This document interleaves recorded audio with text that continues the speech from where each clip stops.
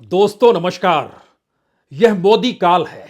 BJP का मोदी काल, RSS का मोदी काल, इस देश के भीतर में नेताओं की फहरिस्त को लेकर मोदी काल। एक ऐसा मोदी काल जिसमें किसी दूसरे कद्दावर नेता की कोई जरूरत बीजेपी के भीतर भी नहीं है। किसी की राजनीतिक जमीन कितनी भी मजबूत क्यों ना हो और उसकी पहचान किसी बड़े नेता के तौर पर ही क्यों ना हो, उसकी जरूरत भी बीजेपी के भीतर नहीं है, क्योंकि एक ही नेता है, एक ही चेहरा है और लोकप्रियता के शिखर पर है। एक ऐसा शिखर है जिसमें इस देश के भीतर आप कहीं भी अपने चेहरे को घुमाइएगा तो सिर्फ एक तस्वीर नजर आएगी, और यह तस्वीर आज दिल्ली में बीजेपी के महाधिवेशन में पटी पड़ी थी। हर पोस्टर पर एक दो नहीं चार चार चेहरे, वह भी एक ही शख्स के थे। इस शख्स का नाम नरेंद्र मोदी है। एक ऐसे दौर में बीजेपी और आरएसएस पहुंच चुकी है जहां पर इस शख्स के आगे हर कोई नतमस्तक है। एक लंबी फहरिस्त है इस देश के भीतर और दुनिया के सामने, जिसमें मोदी की लोकप्रियता को लेकर कोई सवाल खड़ा कर नहीं सकता है। और सवाल तो दूर, खुद के चेहरे और खुद की राजनीतिक जमीन कितनी पुख्ता है यह बताने की हिम्मत भी कर नहीं सकता है। पता नहीं कब कल किस तरीके से कौन सा नेता आने वाले वक्त में ध्रुव की तरह चमकने लगे और ध्रुव की तरह चमकता हुआ नेता एक झटके में अंधेरे में गायब हो जाए। क्योंकि तय इस दौर में प्रधानमंत्री मोदी को करना है। किस राज्य में कौन सीएम होगा, कौन एमएलए सीएम बना दिया जाएगा, किस सीएम को वापस अंधेरे में गुम कर दिया जाएगा, किस सांसद को विधायकी का चुनाव लड़ना पड़ जाए और किस विधायक को संसद में आना पड़ जाए, सब कुछ एक ही व्यक्ति के इशारे पर तय होगा। तो बीजेपी के इस लोकप्रिय चेहरे के इर्द गिर्द चाहे सोशल मीडिया के किसी भी प्लेटफॉर्म पर आप चले जाइए, यह तस्वीर आपको बाखूबी दिखाई देगी। यह तस्वीर हर मंत्रालय के वेबसाइट के पहले पन्ने पर आपको नजर आएगी। चाहे मंत्री किसी भी मंत्रालय का कोई हो, लेकिन यह चेहरा सबसे ज्यादा चमकता हुआ और सबसे बड़े रूप में आपको दिखाई देगा। वो रेडियो हो, टेलीविजन हो, न्यूज चैनल हो, हर जगह पर यह चेहरा लगातार आपको दिखाई देगा। और इन सब के बीच फिल्मों में भी अब प्रधानमंत्री मोदी की छवि आपको दिखाई देने लगेगी। इतना ही नहीं, इस देश में हर जगह होर्डिंग, वो किसी भी मंत्रालय से जुड़ा हुआ हो, उसके किसी भी कार्य को लेकर हो, कोई भी कटआउट हो, रेलवे स्टेशन पर बकायदा सेल्फी अगर लेनी है सरकार की उपलब्धियों के साथ, तो प्रधानमंत्री मोदी की तस्वीर चस्पा है। सेल्फी आप ले सकते हैं और इसके लिए नौकरशाही लगी है। देश के अलग अलग हिस्सों में सेना भी लगी है। अलग अलग साइट हो, ऐप हो, यहां तक कि शहरों के चौराहे हो, यहां तक कि जो अलग अलग हवाई अड्डे हो, यहां तक कि जो रेलवे स्टेशन हो, यहां तक कि इस देश के जो पेट्रोल पंप हो, सरकारी संस्थान हो, प्लेटफॉर्म के इर्द गिर्द सिमटते हुए सड़कों पर निकलते हुए लोग हों, तमाम जगहों पे प्रधानमंत्री मोदी की तस्वीर आपको दिखाई देगी। शहर दर शहर, और इन सब के बीच घूमता हुआ रथ जो ग्रामीण इलाकों में होगा, जो विकसित राष्ट्र की परिकल्पना कर रहा होगा, वहां भी आपको एक ही चेहरा, एक ही नाम, और वो नाम मोदी सरकार के नाम। भारत की राजनीति का यह मोदी काल दरअसल बीजेपी के भीतर भी हड़कंप पैदा कर चुका है और संघ भी इस दौर में खामोश हो गया है। क्योंकि माना यही जाता था कि इस राष्ट्रीय स्वयंसेवक संघ जो अभिभावक संगठन के तौर पर है, वह बीजेपी के संगठन को भी अपने इशारे पर चलाता था, रखता था। और वो जानता समझता था कि इस देश के भीतर स्वयंसेवक कहां, किस रूप में, किस मुद्दे पर काम करेंगे और संगठन कैसा होना चाहिए, कौन सा प्रचारक बीजेपी में जाएगा और किस प्रचारक के जरिए संगठन को पुख्ता किया जाएगा। लेकिन आरएसएस से यह काम भी अब छीन लिया गया।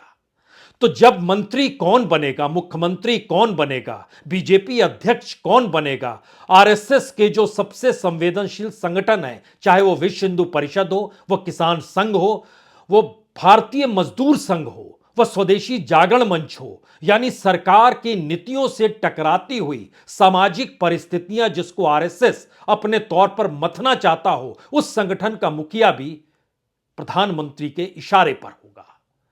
या वह जिन नीतियों के आश्रय इस देश के भीतर सरकार की नीतियों को लागू कराना चाहते हो, उसमें संघ भी एक कार्यकर्ता से ज्यादा आगे काम करेगा नहीं।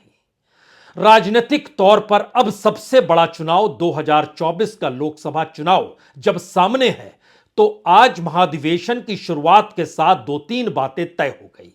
एक तो यह, अब बीजेपी के भीतर कोई कद्दावर नहीं, कोई बड़ा नेता नहीं, कोई यह कह नहीं सकता है कि उसकी राजनीतिक जमीन कितनी पुख्ता थी, कोई यह बता नहीं सकता है कि वह किस जाति की नुमाइंदगी करता है और उसके जरिए कितने वोट आ सकते हैं। सब कुछ प्रधानमंत्री के साथ तय होगा। तो अब यह भी तय हो गया कि अगले लोकसभा चुनाव में किसी नेता का नाम नहीं रहेगा, नेता एक ही है और उस नेता का नाम प्रधानमंत्री नरेंद्र मोदी हैं, जिनके 10 बरस के काम नहीं बल्कि 23 बरस का कच्चा चिट्ठा है। और उस कच्चे चिट्ठे को बताना है, जो संवैधानिक पद पर मुख्यमंत्री से प्रधानमंत्री तक 23 बरस तक रहे हैं, उस दौर में उनके ऊपर ना कोई दाग लगा, ना कोई करप्शन का चार्ज लगा। और राजनीतिक तौर पर इतने मजबूत शख्स को लेकर अब बीजेपी के हर कार्यकर्ता को चुनाव लड़ना है। और इस चुनाव में कोई दूसरा नेता नहीं, क्योंकि उम्मीदवार एक ही है और वो उम्मीदवार है बीजेपी का चुनाव चिन्ह यानी कमल का फूल। सुन लीजिए प्रधानमंत्री ने क्या कहा और फिर बीजेपी के महासचिव ने बाहर आकर जो जानकारी दी कि प्रधानमंत्री क्या चाहते हैं, उसके कौन से संकेत हैं, तो पहले इसे सुन लीजिए। भारतीय जनता पार्टी और एनडीए जो सीटें लड़ रही है, उसमें भाजपा जो सीटें लड़ेगी उसके उम्मीदवार आज माननीय प्रधानमंत्री जी ने घोषित किए और उम्मीदवार है कमल का फूल। प्रक्रिया चयन तो चलता रहेगा, लेकिन कार्यकर्ताओं को कमल का फूल जिताने के लिए आने वाले 100 दिनों का हर कार्यकर्ता कमर कसकर काम पर लगे। यानी बीजेपी के पुराने अनुभवी कद्दावर मजबूत नेता अगर ये सोच रहे हैं कि उनका नाम अगले लोकसभा चुनाव में तय है कि उन्हें सीट मिल जाएगी, तो वो भूल कर रहे हैं, क्योंकि बिल्कुल नई टीम आपको 2024 में नजर आने वाली है।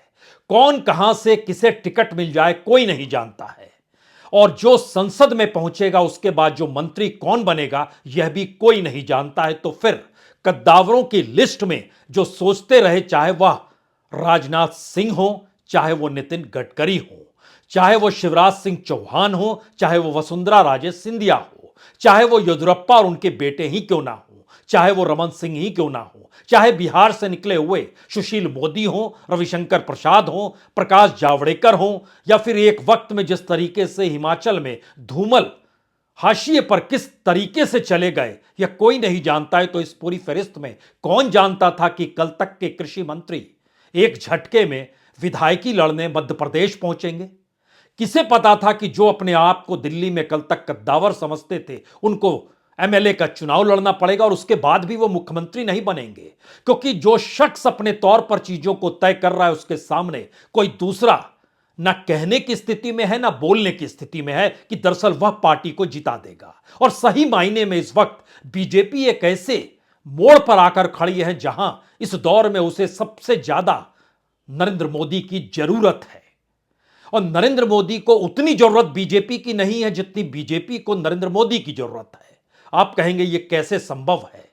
अगर बीजेपी ना रहे, आरएसएस ना रहे, तो फिर मोदी की पहचान क्या होगी? यह सही है, लेकिन जब आप सरकार चलाते हैं और सरकार के जरिए आप तमाम सुविधाएं देते हैं, तो उन सुविधाएं और ताकत का एहसास हर कार्यकर्ता को होता है, हर स्वयंसेवक को होता है। और यही फहरिस्त में अपने कद को नरेंद्र मोदी के जरिए किस तरीके से बीजेपी ने भुनाया और बढ़ाया, दोनों परिस्थिति को समझिए। यह सही है कि स्टार प्रचारक इस वक्त प्रधानमंत्री नरेंद्र मोदी हैं, स्टार चेहरा वही है। लेकिन एक सवाल आपके जहन में यहां पर आ सकता है, यह लड़ाई 370 सीट पाने की है या 272 सीट तक पहुंचने की है? राजनीतिक तौर पर एक एक सीट जोड़कर 370 पहुंचने का मतलब 2/3 पार की स्थिति है और 272 के नीचे रखने का मतलब है जो एक पूरी की पूरी बड़ी प्रतिमा बनाई गई जो कि जिंदगी से बड़ी यानी लार्जर देन लाइफ थी, कहीं वो ढहढा जाएगी तो बीजेपी भी कहीं पर टिक नहीं पाएगी, क्योंकि उसके पास भी कोई अब ऐसा ब्रांड नहीं है। और यहीं से सवाल शुरू होता है, क्या वाकई प्रधानमंत्री नरेंद्र मोदी इस दौर में खुद को अजय बता रहे हैं, कह रहे हैं? और इसीलिए जो हड़कंप बीजेपी के भीतर है, जो सोच और खामोशी संघ के भीतर है, उनके भीतर यह सवाल है कि आखिर जनता के प्रति जवाबदेही का सवाल इस दौर में गायब क्यों हो गया है? इस सवाल की नब्ज को पकड़ने से पहले यह समझिए कि गरीबी है, असमानता है, बेरोजगारी है, व्यापारी परेशान है, यूनिवर्सिटी के भीतर भी शोर है, शिक्षा महंगी हो गई है, हेल्थ सर्विस महंगी हो गई है। इन तमाम मुद्दों को कोई सड़क पर उठा रहा है। कौन है वो शख्स? वो शख्स राहुल गांधी है, जो आज प्रधानमंत्री मोदी की कॉन्स्टिट्यूएंसी में थे। सुनना चाहिए उन्होंने भी क्या कहा। देश में दो सबसे बड़े मुद्दे हैं। कौन से मुद्दे हैं? बेरोजगारी और दूसरा बेरोजगारी और अब जहां भी देखो आपको दो हिंदुस्तान दिखेंगे, एक अरबपति वाला और एक गरीबों का हिंदुस्तान। सही? अब देखो ये मीडिया वाले, एएनआई वाले, ये सब टीवी पकड़े हुए हैं यहां पे, इनको देखो। PTI, ANI, India today, network 10, network 12, network 14, ये किसके हैं बताओ जरा? ये अदानी जी के, अंबानी जी के, ये उनके हैं। अब ये इनका ये किसान के बारे में, मजदूर के बारे में, गरीब के बारे में ये कभी नहीं दिखाने वाले। ये कर ही नहीं सकते। इनके मालिक कहते हैं भैया नहीं, हिंदुस्तान के गरीबों के बारे में मीडिया में नहीं दिखाना।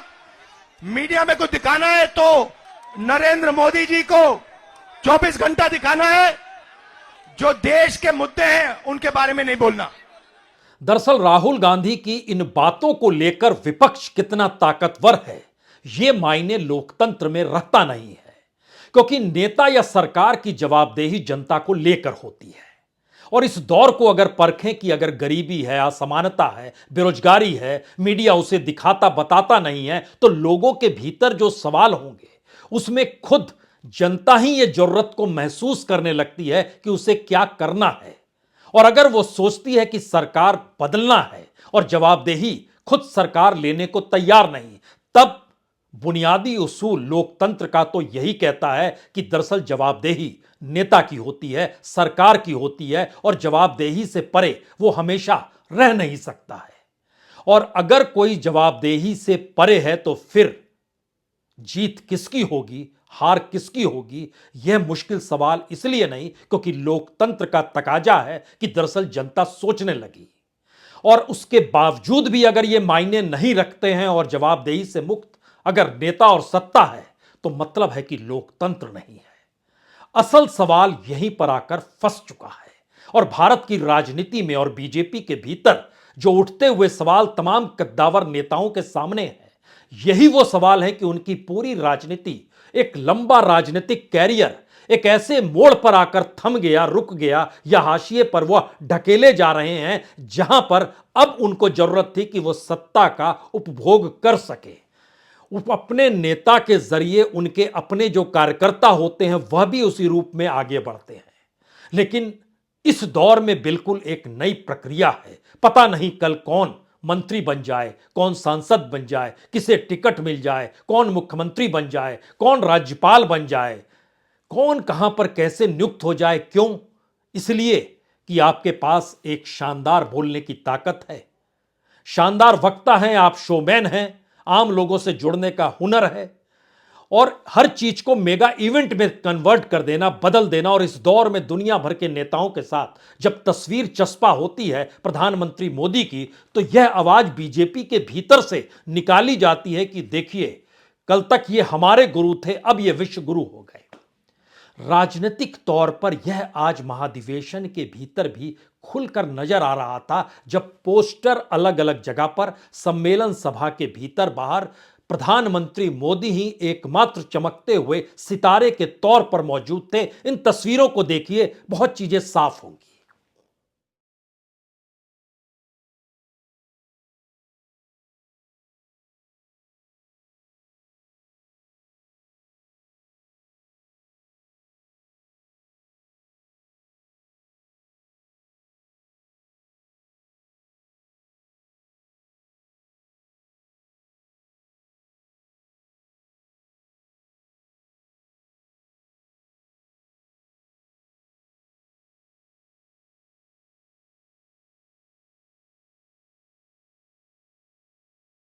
इस राजनीतिक परिदृश्य से अगर नरेंद्र मोदी को आप हटा दें तो बीजेपी कहां टिकती है।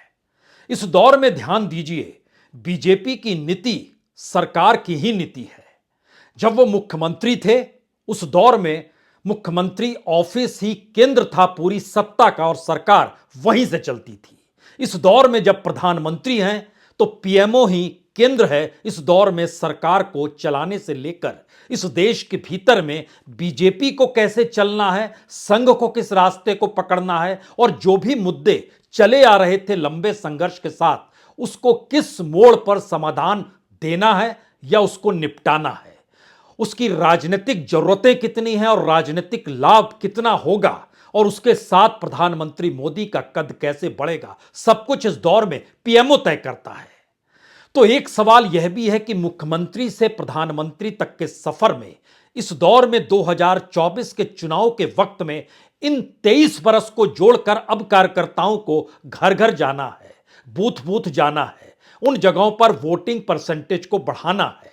और यह परिस्थिति बहुत साफ तौर पर बतलाती है कि दरअसल इस दौर में केंद्र के बीच में अगर प्रधानमंत्री मोदी की तस्वीर है, तो वह अगले चुनाव में कौन नेता, मंत्री, सांसद और किस रूप में किसकी नियुक्ति होगी, यह वही तय करेंगे।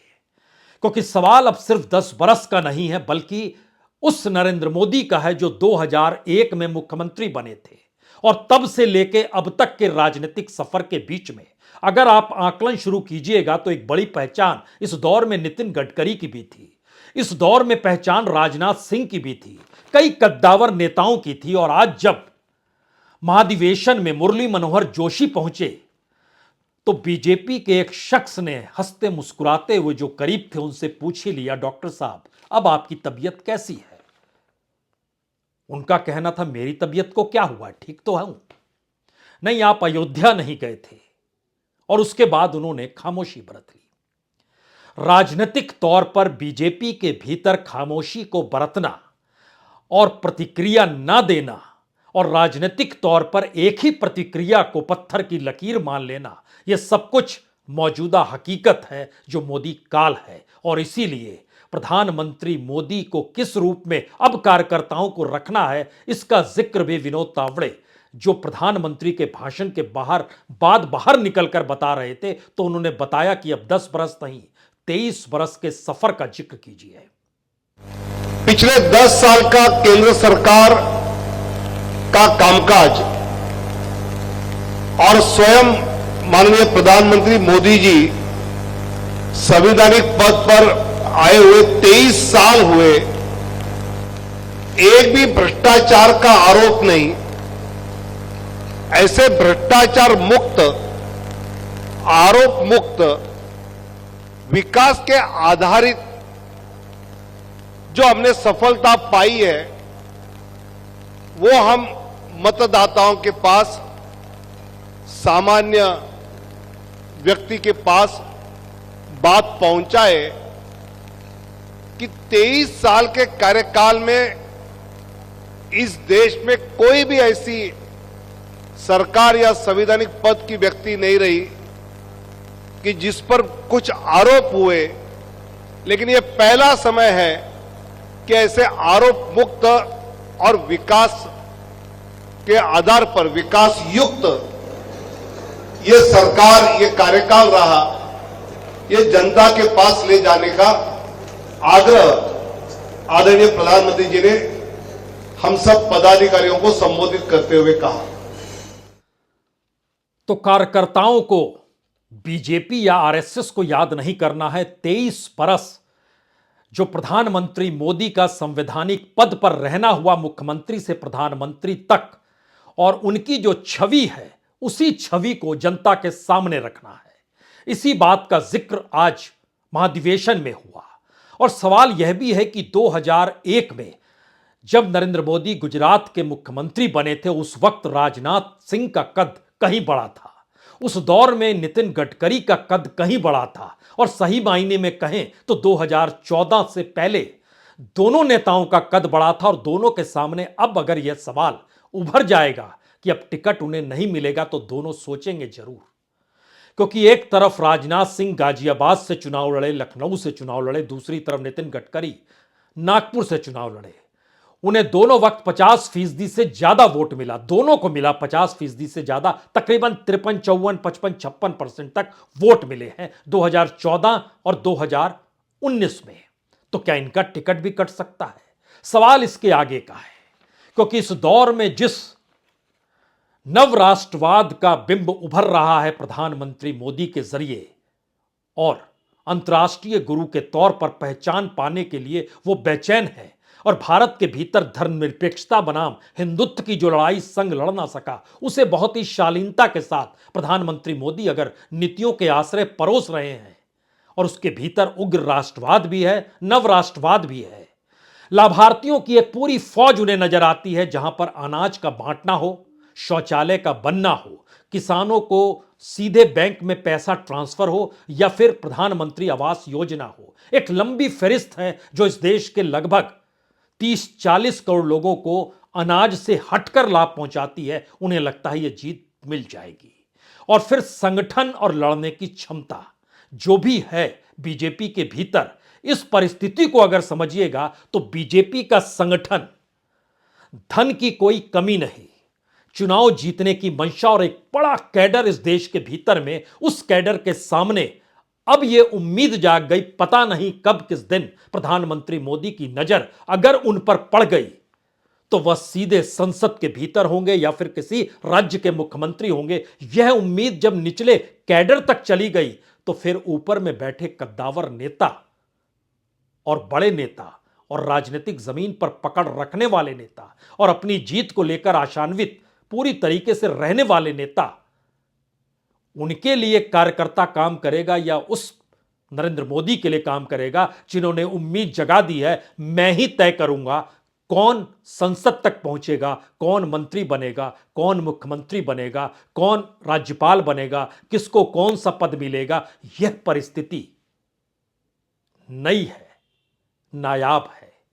लेकिन एक क्षण के लिए याद कीजिए, ब्राजील का बोलेंसोरो, कौन जानते थे चुनाव वो हार जाएंगे, लूला चुनाव जीत जाएंगे, वो हार गए।